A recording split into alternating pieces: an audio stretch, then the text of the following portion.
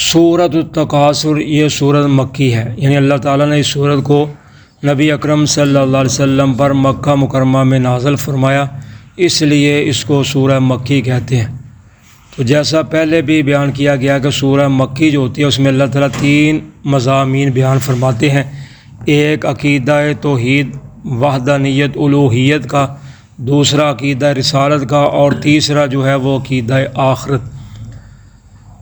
تو یہی 3 مین عقائد ہیں، اگر ان کو انسان اپنا لے گا تو کامیاب ہے، اگر نہیں اپنائے گا تو ناکام ہو جائے گا۔ تو اس پر پھر اللہ تعالیٰ دلائل پیش کرتے ہیں تینوں عقائد پر۔ تو اس صورت میں بھی اللہ تعالیٰ نے انہی چیزوں کا تذکرہ کیا ہے۔ تو تکاثر کا معنی ہے زیادتی کی خواہش، یعنی یہ عام ہے، مال اولاد، قبیلہ، خاندان، برادری، حسن و جمال، قد کاٹ، جو بھی ہے دنیا میں کسی کی ایک چیز پر بھی زیادتی کی خواہش کرنا، یعنی ایک دوسرے سے آگے بڑھنا، اس کو کہتے ہیں تکاثر۔ تو اللہ تعالیٰ فرماتے ہیں الہاکم التکاثر، تمہیں زیادتی کی چاہت نے غافل کر دیا، یا باہم کثرت نے، یا ایک دوسرے سے آگے بڑھنے نے تم کو غافل کر دیا۔ حتیٰ زرتم المقابر، یہاں تک کہ تم قبرستان جا پہنچے۔ کلا سوف تعلمون، ہرگز نہیں، ان قریب تم معلوم کر لو گے یا جان لو گے۔ ثم کلا سوف تعلمون، ہرگز نہیں، تمہیں جلد اس کا علم ہو جائے گا۔ کلا لو تعلمون علم الیقین، ہرگز نہیں اگر تم یقینی طور پر اس کو جان لو۔ لترون الجحیم، البتہ تم جہنم کو ضرور دیکھ لو گے۔ ثم لترونها عین الیقین، پھر تم اسے یقین کی آنکھ سے دیکھ لو گے۔ ثم لتسألن یومئذ عن النعیم، پھر تم سے قیامت کے دن نعمتوں کے بارے میں سوال ہوگا یا پوچھا جائے گا۔ تو اللہ تعالیٰ فرماتے ہیں تمہیں زیادتی کی چاہت نے، الہا کہتے ہیں یعنی غافل کر دینا، یعنی کھیل تماشا۔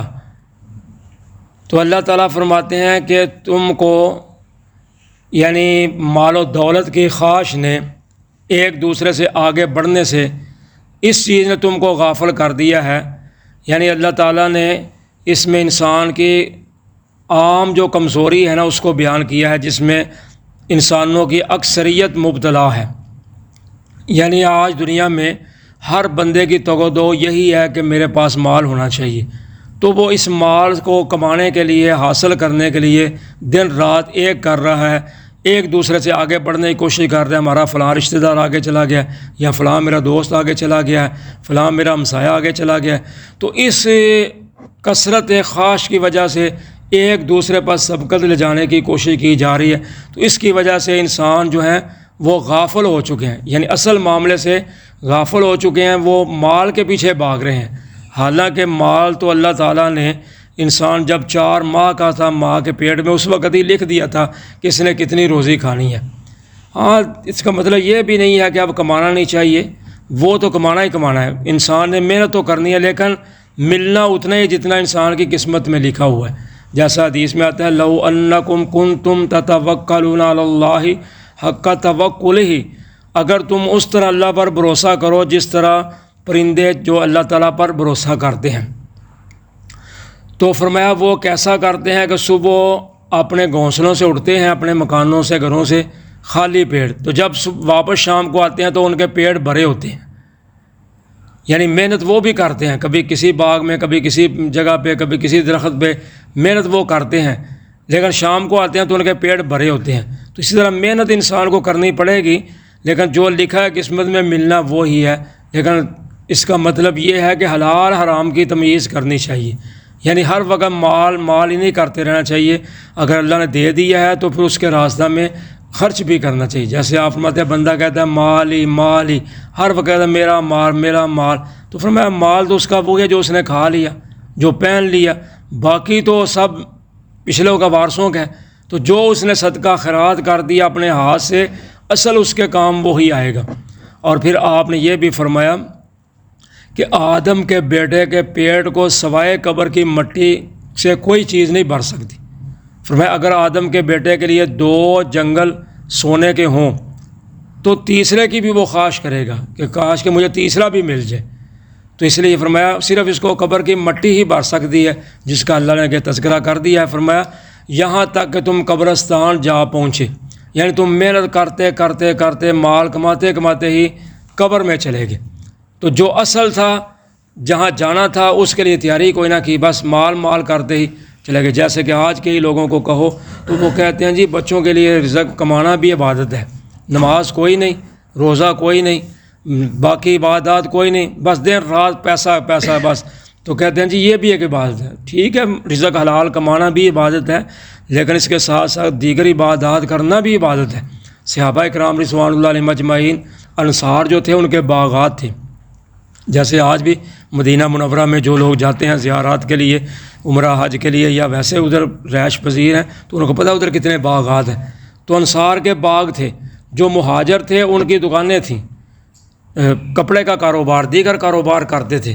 تو اس کا مطلب یہ نہیں ہے کہ کاروبار کے اندر مشغول ہو کر بندہ عبادت سے دوسری سے بندہ کرے نہ غافل ہو جائے۔ تو اللہ تعالیٰ فرماتے ہیں ہرگز نے تم عن قریب جان لوگے، یعنی جس تکاثر اور تفاخر میں تم ایک دوسرے میں آگے بڑھ رہے ہو نا، اس کا تمہیں عن قریب پتہ چل جائے گا۔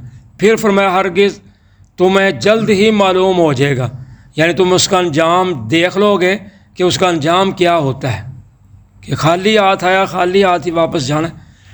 تو پھر فرمایا تم ضرور جہنم کو دیکھ لو گے، یعنی تم جہنم کی سزا بھگتو گے، جہنم میں جاؤ گے، جہنم کو تم دیکھ لو گے۔ پھر فرمایا کہ تم اس کو یقین کی آنکھ سے دیکھ لو گے، یعنی پہلے دیکھنا دور سے تھا، اب تم اس کو قریب سے دیکھ لو گے، یعنی تمہیں عینی مشاہدہ ہو جائے گا آنکھوں کے ساتھ۔ جیسے تمہیں دنیا میں کوئی چیز دیکھ کر عینی مشاہدہ ہو جاتا تھا نا کہ واقعی میں نے جی آنکھوں سے دیکھا ادھر یہ واقعہ ہوا ہے، یا میں نے آنکھوں سے دیکھا ہے پھر میں نے پڑھا ہے اس کو۔ اسی طرح اللہ تعالیٰ فرماتا ہے تم کو جس جہنم کا تم انکار کرتے ہو نا، اس کو جو تم اپنی آنکھوں سے دیکھو گے پھر تمہیں عین الیقین ہو جائے گا کہ یہی وہ جہنم ہے۔ اور پھر فرمایا تم سے نعمتوں کے بارے میں اس دن ضرور سوال کیا جائے گا۔ تو نعمتوں سے مراد ہے انسان کی آنکھ، کان، دل، دماغ وغیرہ، صحت، مال، تندرستی، جو بھی ہے یہ سب نعمتیں ہیں اللہ تعالیٰ کی۔ اور حدیث پاک میں آتا ہے، حضرت جابر بن عبداللہ رضی اللہ تعالیٰ عنہ فرماتے ہیں کہ ایک دن نبی اکرم صلی اللہ علیہ وسلم ہمارے ہاں تشریف لائے، سیدنا ابو بکر اور سیدنا عمر رضی اللہ تعالیٰ عنہ بھی تھے۔ یہ ایک رہتا واقعہ ایک صرف ایک میں یہی ہے کہ آپ تشریف لائے تو ہم نے آپ کو تر و تازہ کھجوریں اور ٹھنڈا پانی پلایا۔ جب آپ نے کھا لیا تو آپ نے فرمایا قیامت کے دن تم سے نعمتوں کے بارے میں سوال کیا جائے گا۔ تو ایک میں آتا ہے کہ آپ کے ساتھ سیدنا ابو بکر اور سیدنا عمر رضی اللہ تعالیٰ عنہ بھی موجود تھے، تو آپ اپنے ایک صحابی کو ملنے کے لیے گئے تو وہ گھر موجود نہیں تھے، باہر گئے ہوئے تھے۔ تو جب آئے تو انہوں نے آ کر جلدی سے آپ کے لیے کھانا شانا تیار کیا، اور دودھ جو تھا اس میں پانی ڈال کر، جس کو کچی لسی ہم کہتے ہیں، وہ لسی بنا دی، تو آپ نے وہ بھی پی لی، تو دونوں آپ کے جو ساتھ تھے انہوں نے بھی پی لی۔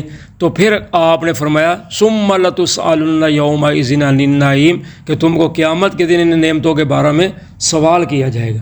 حالانکہ کچی لسی ہے، کھجوریں تھیں۔ اسی طرح صحابہ فرماتے ہیں کہ حضور ہم سے سوال کیا جائے گا، جب کہ ہمارے پاس تو صرف 2 کالی چیزیں ہیں کھانے کے لیے، یعنی ایک کھجوریں ہیں، ایک دوسرا پانی ہے، اور تلواریں ہر وقت ہمارے کندھوں پہ ہوتی ہیں، دشمن ہر وقت ہمارے مد مقابل ہے، تو کیا پھر بھی ہم سے اس کے بارے میں سوال کیا جائے گا؟ آپ میں ہاں ضرور سوال کیا جائے گا، یعنی ہر وقت جہاد میں رہنا، مشقت میں رہنا، کھانے پینے کے لیے صرف کھجور اور پانی، تو فرمایا اس کے بارے میں سوال ہوئے گا۔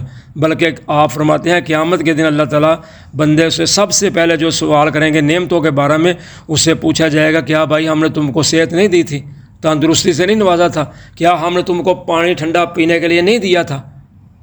تو اس لیے اللہ تعالیٰ کی ہر نعمت جو ہے اس کا شکر ادا کرنا چاہیے، اور اس کا قیامت کے دن سوال ہونا چاہیے۔ آج ہم طرح طرح کی نعمتیں کھا کر بھی پھر بھی اللہ تعالیٰ کی ناشکری کرتے ہیں، جی کچھ نہیں، جی بس رہ کچھ نہیں کیا، جی حالات ہی نہیں ٹھیک۔ جی بھائی حالات جس طرح کے بھی ہوں یہ شروع سے چلتے آ رہے ہیں اور انہوں نے چلتے ہی جانا ہے، تو بندے کو الحمدللہ کہنا چاہیے، کیونکہ آپ نے فرمایا جب تم اللہ کا شکر ادا کرنا چاہو تو اپنے سے نیچے والے کو دیکھو، جب نیچے والے کو دیکھو گے شکر ادا کرو گے، جب اوپر والے کو دیکھو گے پھر تم شکر نہیں ادا کر سکتے۔ تو آج اللہ ماشاء اللہ کسی کی نظر نیچے ہو، ورنہ ہر کوئی تو اوپر ہی دیکھتا ہے کہ فلانے کے پاس گاڑی آ گئی ہے، فلاں نے یہ کر لیا، فلاں نے وہ کر لیا، تو میں اس سے پیچھے رہ گیا ہوں۔ بھائی یہ دیکھنا چاہیے ہم سے نیچے بھی تو ہیں نا جو کرائے پہ مکان پہ رہتے ہیں، جن کو ایک ٹائم کا کھانا ملتا ہے، جن کے پاس کپڑے نہیں ہیں، جوتا نہیں ہے، تو جن کے پاس گاڑی سواری نہیں ہے، تو ہمیں اللہ نے سب کچھ دیا ہوا ہے۔ اور سب سے بڑھ کر جو نعمت ہے وہ صحت ہے۔